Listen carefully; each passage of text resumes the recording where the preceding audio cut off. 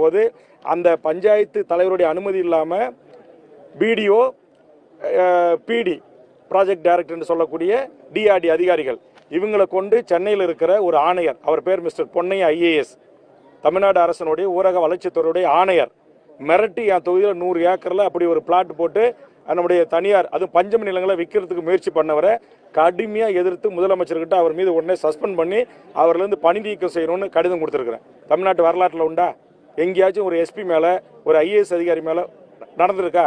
என்னை பொறுத்து பிரேம்குமார் ஒரு எஸ்பி பல சட்டத்துக்கு புறம்பான வேலைகளை செஞ்சவரை உயர்நீதிமன்றம் உச்சநீதிமன்றத்திற்கு போராடி கலைஞர் ஆட்சியில் நான் தமிழ்நாடு அரசு உறுதிமொழி குழு தலைவராக இருந்தபோது தான் அவரை நிரந்தரமாக டிஸ்மிஸ் செய்ததற்கு பரிந்துரை செய்து உத்தரவு போட்டோம் வேல்முருகன். ஆக தப்பு செய்த ஐஏஎஸ்ஸாக இருக்கலாம், ஐபிஎஸ்ஸாக இருக்கலாம், மந்திரியாக இருக்கலாம், முதலமைச்சராக இருக்கலாம், எனக்கு அதை பற்றிலாம் கவலை கிடையாது. நான் மக்களுக்கானவன், இந்த மண்ணுக்கானவன், மொழிக்கானவன், இனத்திற்கானவன், என் தமிழீழ விடுதலைக்கான களத்தில் போராடுகின்ற போராளிகளை ஆதரித்து தேசவிரோத வழக்குகளை சந்தித்தவன். ஆனால் எனக்கு எதை பற்றியும் கவலை கிடையாது. தவறு யார் செய்தாலும் அவர் கடவுளே இருந்தாலும் தவறு தான். அதற்காக சமரசம் என்ற பேச்சுக்கே இடமில்லை. நான் கல்லுக்கடை நடத்தல, சாராய கடை நிற்கல, மண்ணு திரடல, கிரனைட்டு குவாரி நடத்தல, விவசாய நிலங்களை கூறு போட்டு விற்பனை செய்யல, ஆறு ஏரி குளங்களை வளர்ச்சி வணிக வளாகம் கட்டி சம்பாதிக்கல. நான் மண்ணுக்கானவன், மக்களுக்கானவன், மொழிக்கானவன், இனத்திற்கானவன்.